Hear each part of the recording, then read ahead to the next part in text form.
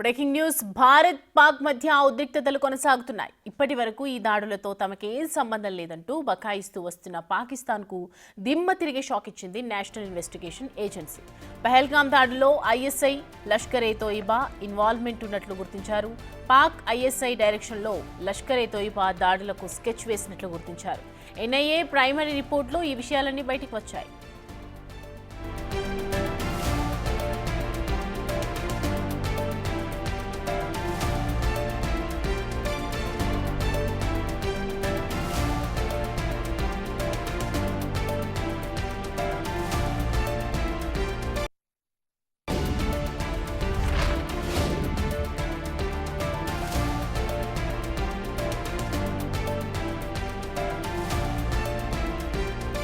ఇదే అంశానికి సంబంధించి పూర్తి డీటెయిల్స్ అందించడానికి మా ప్రతినిధి శివ జాయిన్ అవుతున్నారు లైవ్ లో.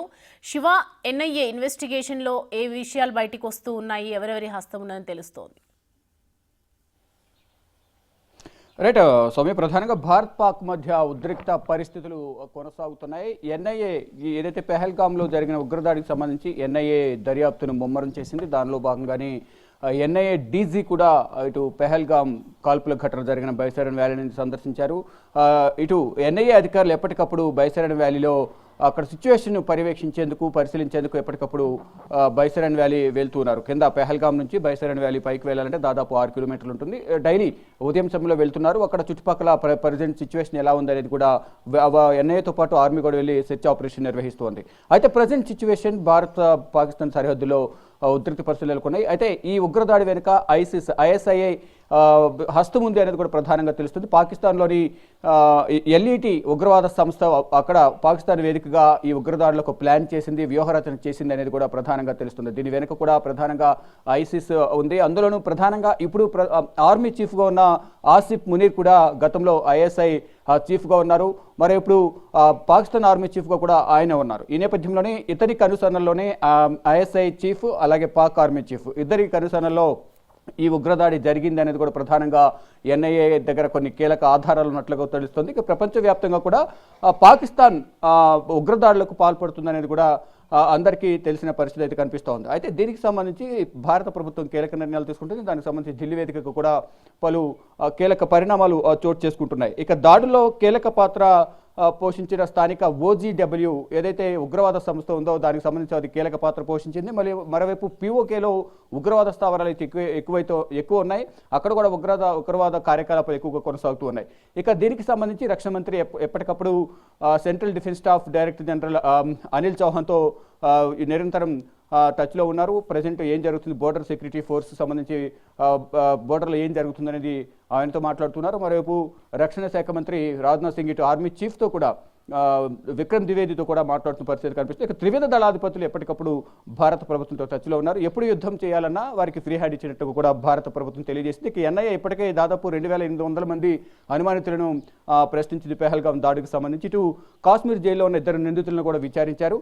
మరోవైపు 150 మంది ప్రజెంట్ పోలీసుల అదుపులో ఉన్నట్లుగా తెలుస్తుంది. స్థానికంగా ఉన్న ప్రజలే ఈ ఉగ్రవాదులకు సహకరించారు అనేది ఎన్ఐఏ దర్యాప్తులో కొన్ని నిజాలైతే బయటపడుతున్న పరిస్థితి కనిపిస్తుంది. దాదాపు 20 మంది స్థానిక ప్రజలు సహకరించారు అనేది తెలుస్తోంది. అంటే ముందుగా 3 ప్రాంతాల్లో ఏదైతే బైసరన్ వ్యాలీ ఉగ్రవాదులు దాడులు జరిపారో 3 ప్రాంతాలు రెక్కి నిర్వహించారు. ఎక్కడైతే భద్రత అత్యంత తక్కువగా ఉంటుందో అక్కడ పర్యాటకులను టార్గెట్గా చేసుకుని దాడులు చేయాలనేది ఒక నిర్ణయించుకున్నారు. దానికి సంబంధించి వారు ట్రెక్కింగ్ నిర్వహించి మరియు పెహల్గామ్ నుంచి బైసరన్ వెళ్ళే దారిలో కూడా మొత్తం ట్రెక్కింగ్ నిర్వహించి స్థానిక ప్రజల సహకారంతో వారు పైకి వెళ్ళినట్టుగా తెలుస్తుంది. అందులో సైనిక దుస్తుల్లో వెళ్తున్న నేపథ్యంలో వారితో పాటు చుట్టుపక్కల వెళ్ళే వారు అందరూ చూసి కూడా భారత సైనికులని ఎవరు కూడా అనుమానం వ్యక్తం చేయలేదు. కానీ పైకి వెళ్ళిన తర్వాత మెయిన్ గేట్ నుంచి వెళ్ళి అక్కడున్న పర్యాటకులపై దాడి చేశారు. మొదట అక్కడున్న నేవీకి సంబంధించిన ఆర్మీ కన్వర్పై దాడి జరిగింది. ఆ తర్వాత ఒక్కొక్కరిపై దాడి చేసుకుంటూ దాదాపు 26 మందిని హతమార్చారు. స్థానికుడు గుర్రాలకు సంబంధించిన నిర్వాహకుడు ఆదిల్ కూడా టూరిస్టులను పై కాల్పులు జరుపుతున్న నేపథ్యంలో అడ్డుకున్న నేపథ్యంలోనే ఆదిల్ను హతమార్చారు. ఒకవేళ ఆదిల్ అడ్డు రాకపోతే మరికొంతమంది టూరిస్టులు ప్రాణాలు కోల్పోయేవారు అనేది కూడా వారి కుటుంబ సభ్యులు చెప్తున్నారు. ఇక ఇప్పుడు ఎన్ఐఏ అయితే ముమ్మర దర్యాప్తు కొనసాగిస్తోంది.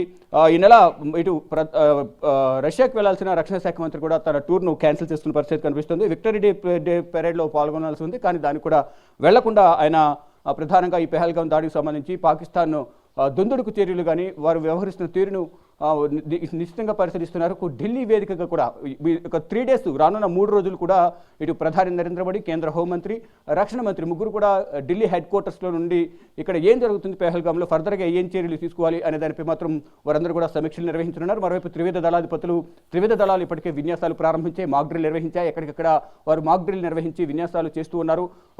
నెక్స్ట్ ఏం చేయబోతుంది పాక్ పైన అనే దానిపై కూడా అంతా ఉత్కంఠగా ఎదురు చూస్తున్నారు. ఇటు పాకిస్తాన్ కూడా భయపడుతున్న పరిస్థితి కనిపిస్తుంది. ఇటు పాకిస్తాన్ కూడా యుద్ధానికి సన్నద్ధం అవుతుంది. కానీ భారత్ ధాటికి పాకిస్తాన్ తట్టుకుంటుందా లేదా అనేది కూడా వారందరూ కూడా అంతర్గతంగా చర్చించుకుంటున్న పరిస్థితి కనిపిస్తుంది. ప్రజెంట్ సిచ్యువేషన్ అయితే భారత్ పాకిస్తాన్ సరిహద్దులో ఉద్రిక్తత కొనసాగుతుందని చెప్పాలి. Soumya. Right Shiva, thanks for the updates.